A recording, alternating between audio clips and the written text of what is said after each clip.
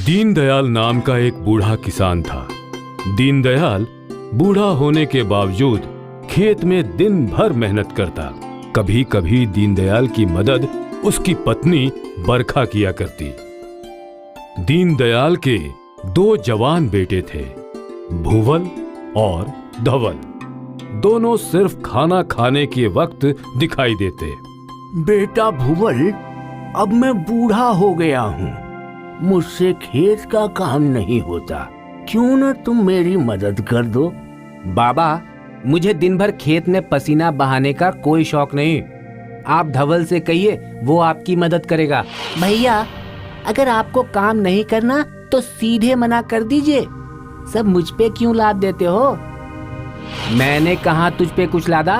अभी तो आपने बाबा को मुझे खेत में काम करने के लिए जाने को कहा। तो क्या हुआ, तू भी मना कर देना। वो तो मैं करूंगा ही, पर आप ऐसा मत किया करो। चुप बैठो दोनों, जब देखो लड़ते रहते हो। तुम दोनों को तो सिर्फ मौका चाहिए झगड़ने का। दोनों भाई शांत होके खाना खाने लगे और दीनदयाल और उसकी पत्नी निराश हो गए। भूवल और धवल खाना खाके निकल गए। अब तुम ही बताओ भाग्यवान, मैं क्या करूं? आप ही ने इन्हें बिगाड़ दिया है। मैं ना कहती थी कि इन्हें बचपन से ही काम काज सिखाइए। अगर मेरी बात सुनी होती तो आज ऐसा नहीं होता। हाँ, मुझसे बहुत बड़ी गलती हो गई। अब जब तक बन पड़ेगा हम इन्हें पाल लेंगे, फिर तो ये अपनी रोटी खुद ही ढूंढ लेंगे। शायद। दीनदयाल और उसकी पत्नी अपने दोनों बेटों को लेकर निराश थे।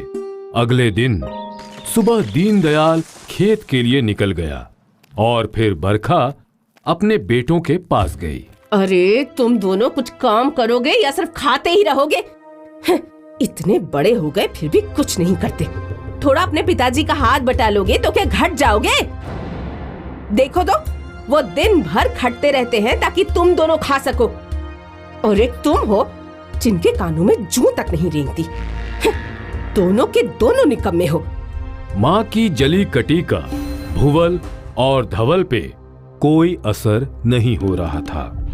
दिन बीतते गए और दीनदयाल की तबीयत खेत में काम कर करके खराब होने लगी। वो फिर भी दिन में खेत में काम करता और शाम होते ही खांसते खांसते घर लौटता।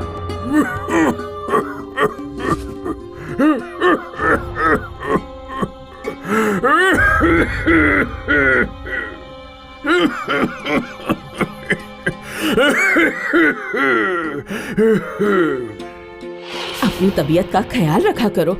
देखो तो क्या हालत बना ली है अपनी। अगर तुम ही बीमार हो जाओगे तो घर कैसे चलेगा? इतना काम मत करा करो। बरखा ने दीनदयाल को बिस्तर पर लिटा दिया और उसकी सेवा करने लगी। इस बार दीनदयाल की तबीयत बहुत खराब हो चुकी थी, पर उसे सिर्फ अपने निकम्मे बेटों की चिंता सता रही थी। वो सोचता, अगर मुझे कुछ हो गया तो ये दोनों क्या खाएंगे? इन्हें तो खेती भी करना नहीं आता। मेरी तबीयत तो इनके बारे में सोच सोच कर ही ज्यादा खराब हो रही है। पता नहीं क्या होगा इन दोनों का। एक दिन बीमार दीनदयाल से मिलने उसका मित्र रामकृष्ण आया। ये क्या भाई, तुम्हारी तो तबीयत बहुत खराब है। अब उम्र भी हो गई है तो तबीयत थोड़ी तो खराब रहेगी ना। ये उम्र की वजह से नहीं, इसकी वजह है क्षमता से अधिक तुम्हारी मेहनत। अब घर चलाना तो पड़ेगा ही ना। क्यों, अब भी तुम्हारे निकट्टू बेटे काम नहीं करते? समझ गया, तुम एक काम करो। रामकृष्ण ने दीनदयाल के कान में कुछ कहा और फिर दीनदयाल के चेहरे पे मुस्कुराहट आई। फिर रामकृष्ण वहां से चला गया। दीनदयाल ने अपने दोनों बेटों को बुलाया। तुम दोनों हमेशा सोचते हो ना कि मैं खेत में इतनी मेहनत क्यों करता हूँ? तो सुनो, हमारे खेत में एक बहुत बड़ा खजाना गड़ा हुआ है। खजाना? खजाना? हाँ, खजाना। ये मुझे मेरे पिताजी ने बताया था। मैंने पूरी जिंदगी उसे खोजने की कोशिश की, पर ढूंढ नहीं सका। शायद तुम दोनों को मिल जाए। दीनदयाल की बातें सुनकर भुवल और धवल ने खेत खोदना शुरू किया। कई दिनों तक वो दोनों खेत खोदते रहे, तब भी उन्हें कुछ नहीं मिला। भैया, खजाने का कोई नामो निशान ही नहीं है। हाँ, लेकिन अब इतना खेत खोद दिया है, इसका क्या करें? तभी उनकी माँ दोनों के लिए खाना लेके आई। अब जब खेत खोद ही दिया है तो बीज भी बो दो, कम से कम अनाज ही उग जाएंगे।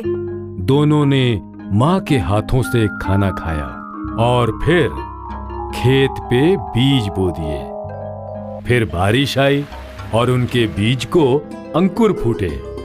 देखते ही देखते अंकुर धान में बदल गए और अब दोनों भाई अपने खेत को देख रहे थे। भैया, खेत में तो धान उग गए हैं। हाँ, फसल तो बहुत अच्छी दिख रही है। चलो इन्हें काटते हैं। दोनों भाइयों ने फसल काटना शुरू किया और सारा धान काट के उन्होंने एक व्यापारी को बेच दिया, जिससे उन्होंने बहुत सारे पैसे कमा लिए। दोनों भाई मिले हुए पैसे देख बहुत खुश हुए। देखो, हमने कितने पैसे कमाए। चलो बाबा को ये दिखाते हैं। हाँ भैया, हमारी मेहनत रंग लाई। दोनों भाई खुशी खुशी अपने बाबा के पास पहुंचे। ये देखिए हमारी कमाई। बहुत अच्छे। और पता है पिताजी, हमने आपसे भी ज्यादा कमाया। भगवान करे तुम दोनों और मेहनत करो और इससे भी ज्यादा कमाओ। खुश रहो मेरे बच्चों। भुवल और धवल के चले जाने के बाद बरखा दीनदयाल के पास गई। पर ये चमत्कार कैसे हुआ? क्या सच में हमारे खेत में खजाना छिपा है? नहीं भाग्यवान, ये तरकीब थी रामकृष्ण की। उसने कहा था, सिर्फ धन की लालच ही मेरे निकम्मे बेटों को मेहनत के मार्ग पे ला सकती है। और वो बिल्कुल सही था। हाँ? बहुत बहुत शुक्रिया रामकृष्ण भैया का।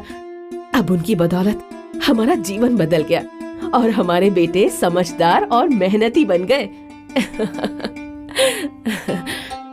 दीनदयाल ने खजाने का लालच देकर अपने निकम्मे बेटों को मेहनत करना सिखाया और फिर भुवल और धवल मेहनत के मार्ग पे ही चलने लगे। इसीलिए कहते हैं, मेहनत का फल हमेशा मीठा होता है।